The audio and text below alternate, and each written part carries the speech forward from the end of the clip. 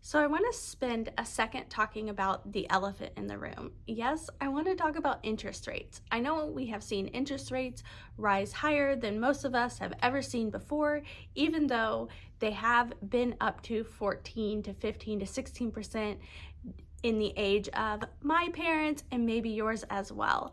So the interest rates we're seeing right now are in the 4s, 5s, and 6s. You can get them in the 4s if you do a temporary or permanent buy down, and then the average buyer is seeing them in the 5s and 6s right now.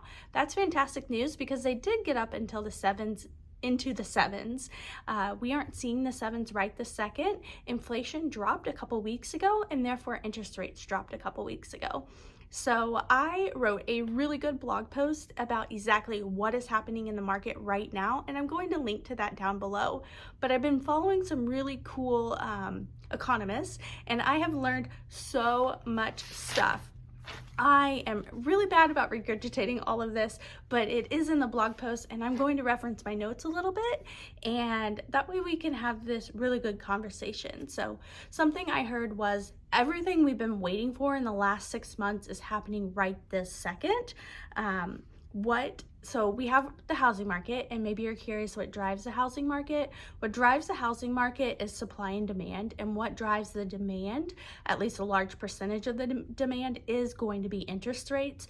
But not everyone knows exactly what drives interest rates. Typically, and right this second, what's driving interest rates is inflation.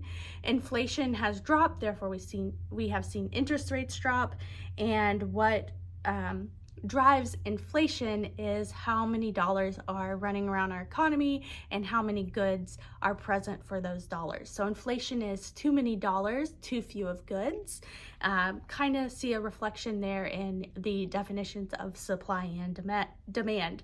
So even though the Fed hiked the interest rate recently by 0.75%, interest rates, or not interest rates, but the rate, we did see interest rates fall 0.5 to 0.75%, and that is 100% because of inflation falling.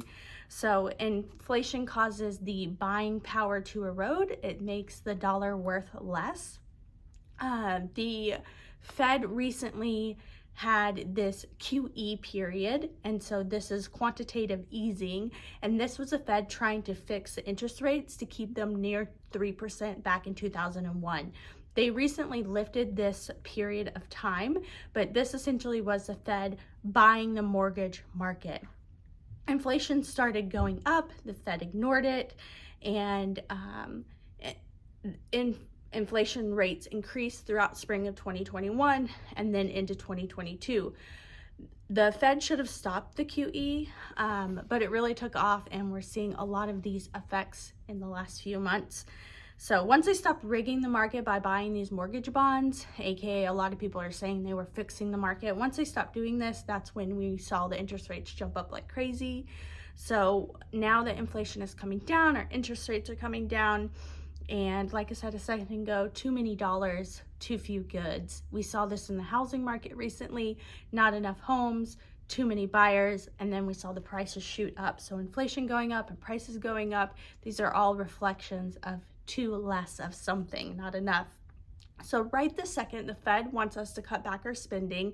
They want us to save, and specifically, they want us to save federally via bonds. The 6-month and 1-month treasuries are at a 5% return, and so they're hoping people will save more money. Commercially, it's becoming more difficult to borrow money. And then I had this little tidbit in here: for every $17 floating around our market, $16 are on credit. So that's pretty crazy. You know, it's telling us America runs on credit, which you probably knew already. So business loans are getting more expensive because these are 100% based on the federal fund rates. Mortgages are not. And so business loans are 2% above the federal rate.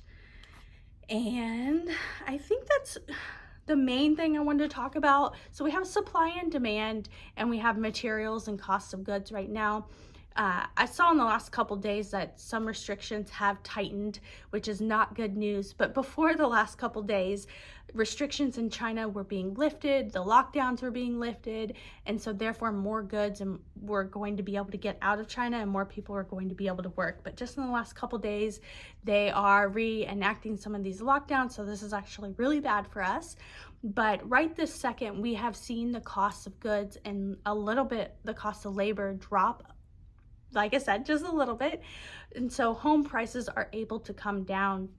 Right this second, the reason why we're seeing huge drops is it's end of the year. This is super common. New construction is what I'm referencing right this second, but new construction has dropped a lot because these businesses need to get all of this off of their books to show really good 2022 books. And a lot of people have these end of the year goals and things like that. Salespeople and real estate agents and these big old corporations. And so they are trying to get as many homes off the books as possible. And this is where you're seeing $20,000 to $40,000 to $60,000 in price reductions, $5,000 to $20,000 to $30,000 in closing cost assistance. This can be used to buy down your rate. Most people can get a rate in the 4s and 5s super easily. No matter what, you really need to have a decent credit score. The better your credit score, the more likely you are to get a better interest rate. I would say 720 is considered a really good interest rate, or a good interest rate. The lowest that I think most banks want to go is that 680 mark. There are some banks that go all the way down to 580, but every single bank is different. But what we're seeing right now is the best time to buy, and because interest rates are falling, you can get the reduced interest rates, but you are not going to see prices drop for much longer. A lot of builders, I have a friend that is friends with the lumber yard, like the person that takes all the orders at the lumber yard for all the local builders, and they have drastically slowed down on their orders. So they are not starting any more new homes. Some builders are, but not very many of them, and it's definitely a reduced amount. So what's going to happen is it takes 4 to 5, sometimes 6 to 12, depending on the type of home, but it takes 4 to 5 months for an average home to be built and 6 to 12 for the more expensive homes. Now, since it takes so long to build, if they stop building houses now, we are going to run out of supply by the time we get spring, and then this is going to drive prices back up because there's going to be a new demand. We are going to see interest rates continue to creep down a tiny bit, but not a ton. I think that 4 or 5% is going to be our new norm, but actually if you think about it, that was our norm before COVID. So we are seeing a lot of normalization back into the market, which I'm kind of excited about now that we have the election behind us and everyone knows what's kind of on the plate and what's on the table. Politically, I'm hoping there will be more activity in the real estate market. Over Thanksgiving for me, I got to show houses to 5 different families. I've never shown that many houses to that many families before over a huge break like that. So that was super exciting for me. And I personally am seeing a lot of activity, but I'm not seeing a lot of inventory in these really desirable areas with the really good schools. The farther you get away from town, you are seeing a lot more selection, but there is not a ton of movement in our average buyer price point. And so this low inventory is a little bit frustrating because it means you're going to have to compromise. And most of my buyers don't like to compromise.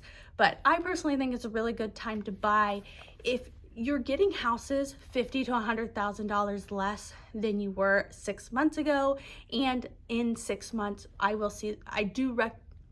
do believe these prices are going to go back up. So the prices you see right now, I think are very conservative prices, and anything that's been on the market, there is an opportunity here. There are so many opportunities for you to get a house at lower than market value. So if it's not move-in ready, and if you aren't super picky, there are way more options. These move-in ready homes are still getting multiple offers. I wrote an offer yesterday and the house already had 2 offers. So I tried to show a house today and it's already going under contract. So we still have a lot of activity in the market, and keep in mind you can refinance over the next 2 years. There are a whole bunch of buy down options and loan programs, so you can buy down your interest rate by 2 or 3%. That costs $8,000 to $12,000, and typically the builder will pay that for you, or a seller might if there's not a lot of competition on the home. So many opportunities. I'm so excited to try to give you a little bit of this knowledge, but check out the blog post. I typed everything super eloquently. I feel like I'm better with words. I get a little nervous on camera, so I hope you don't mind. But Jordan Schlesy, Joe & Co. I'm a real estate agent here in the Houston suburbs. I help clients buy and sell homes, and I love what I do. So check out the blog, the search website. I actually do a ton of relocation, and I love working with sellers because I am a huge fan of marketing. So look at all my links down below. I have ebooks and relocation guides. Jordan Schlesy, Joe & Co. I hope you have a fantastic day. Bye, guys.